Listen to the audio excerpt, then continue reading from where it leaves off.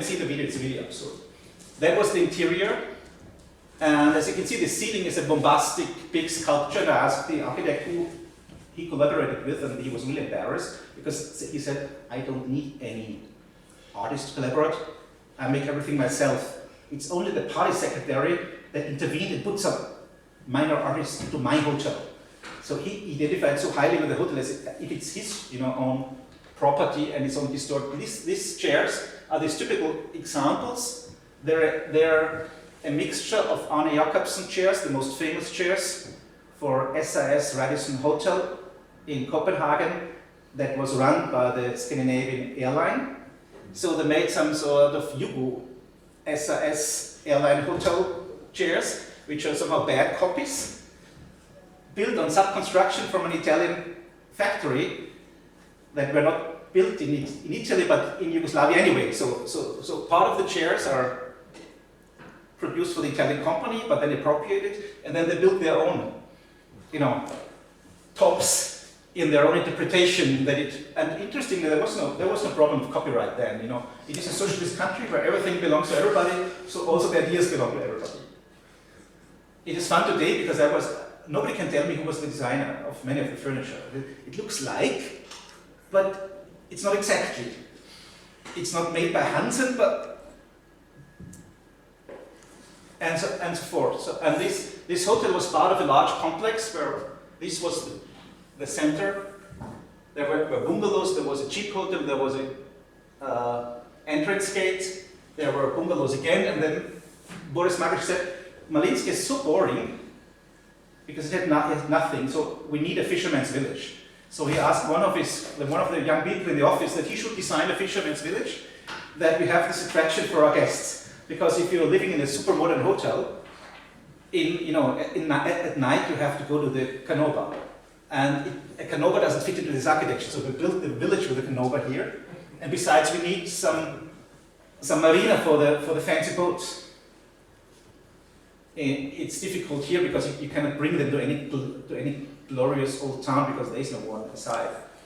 Anyway, this is a photograph he made himself of the pool, and my Croatian architects friends were very much accusing this project for the playful appeal and why is this a round pool? And of course the pool is round because you can mingle in groups, and this of course is needed again as a stage for the band that plays at night.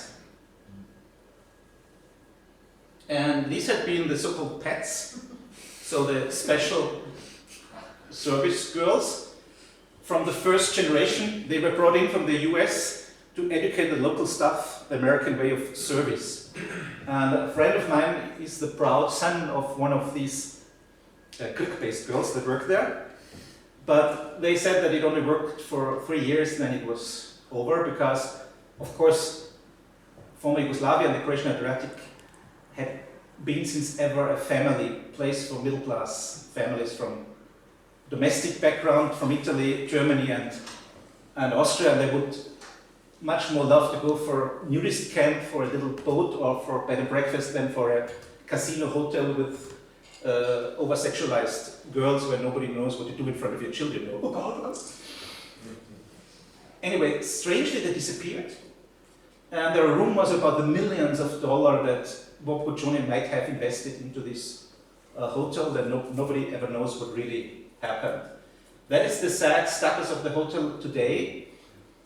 After the war, it was used as a refugee camp, like 80% of the hotels at the Croatian coast. Then it was handed over from one ownership to the next, originally to a Croat from Germany who helped importing weapons during the war, but he had no idea what to do with this thing, so no competence, and also, so he wanted to resell it, but nobody wanted to have it, so he sold it back to the government of Croatia, which funded an investment fund that was managed by Dutchman's son-in-law, who then resold it again to a United Nations executive from Russia with Armenian background. So they thought this guy, Russian Armenian, who works for United Nations, besides he's an oligarch, might be a good guy who has enough money to bring that to work again with the old, with some reference to the old use. So So the James Bond, the American style, now it's James Bond Russian style, is probably as decadent as it had been before.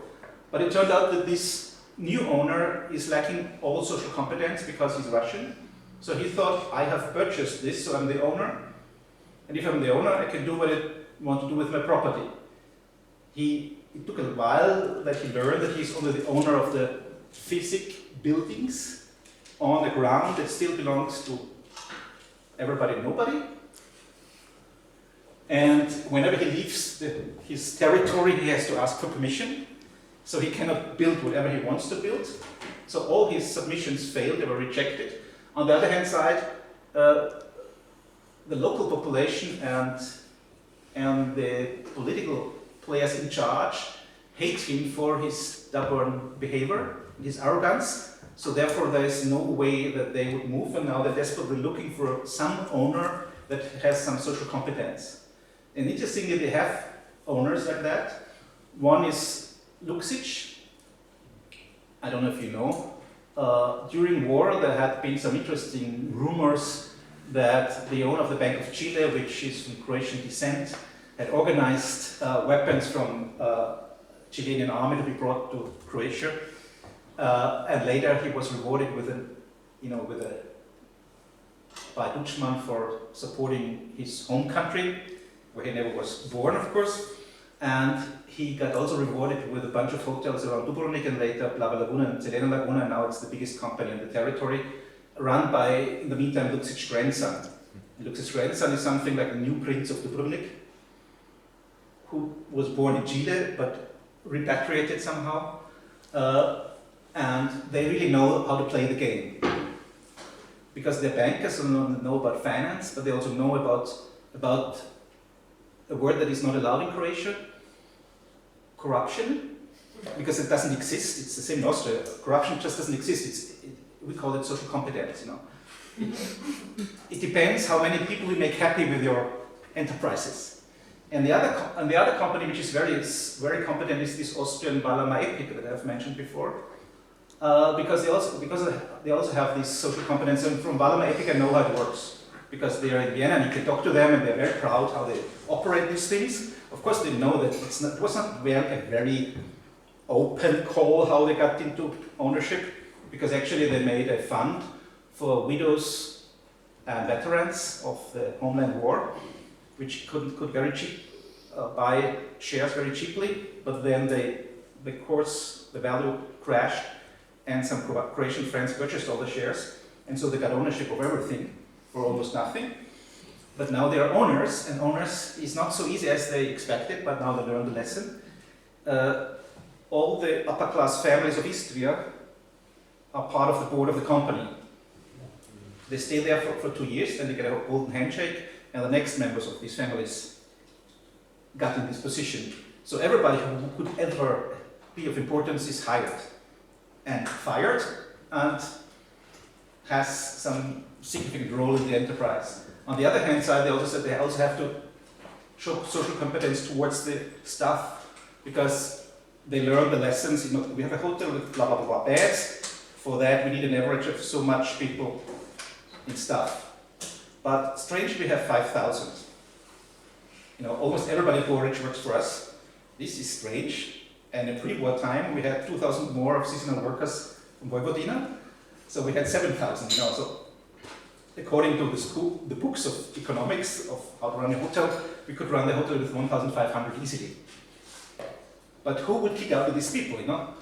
So they asked the local managers, their own Croatian experts, what they could do. And the effect was, we cannot kick out anybody, because this would be mass employment in a country that is not prepared for employment. And if the company would kick out the people they should kick out, half of the population of Porridge would be unemployed, which would be not a very good,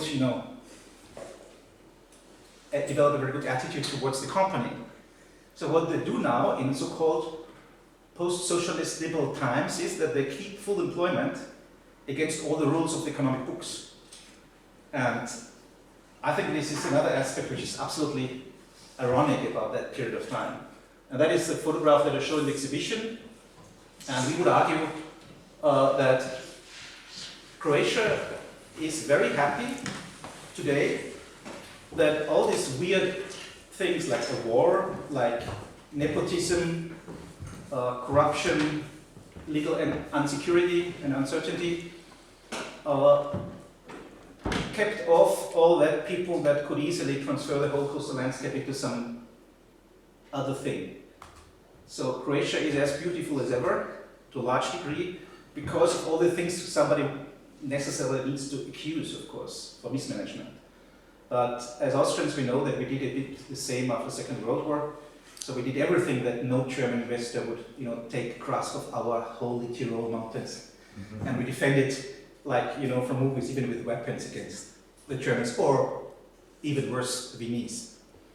And this is one of the photographs that don't show now, which are showed in the exhibitions in very large scale, done by my friend Wolfgang Thaler. It's showing this one hotel of the army camp in Kupari, where there is this interesting graffiti with this wrong color starting to the left, some Hajduk Split slogans around, and there was a graffiti on the facade. And the graffiti on the facade was, one was this slogan of the Croatian Board of Commerce.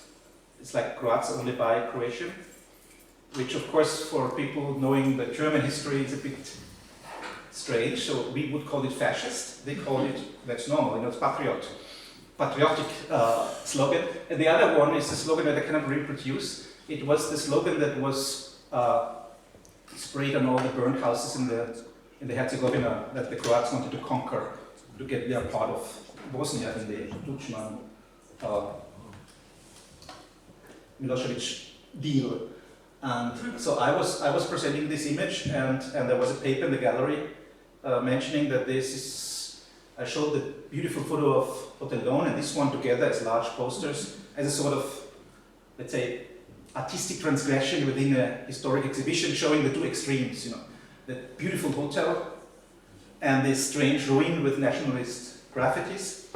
And then we had caused some little diplomatic catastrophe, because first the director of the board of Croat academics abroad was protesting, then the embassy was protesting that this is a misrepresentation of Croatia because we consciously mistranslated the slogans.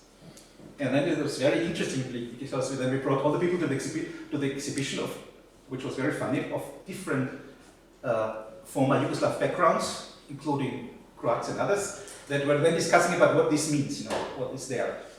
That was really funny. And, but what was also funny, when my friend Wolfgang made a book with my other friend Maroje and Vladimir Kulic, this book about unfinished modernization and modernism in between, they took away all the graffitis from the photograph for not, let's say, confusing, distorting their approach towards the history of architecture with political implications. Mm-hmm. And I think that is rather typical, for a specific situation. I told them, I'm the privileged person that I'm not living there. I don't make any academic career in Croatia, so I don't need to talk about identity, because if you would ask me what Austrian identity is, I have no idea.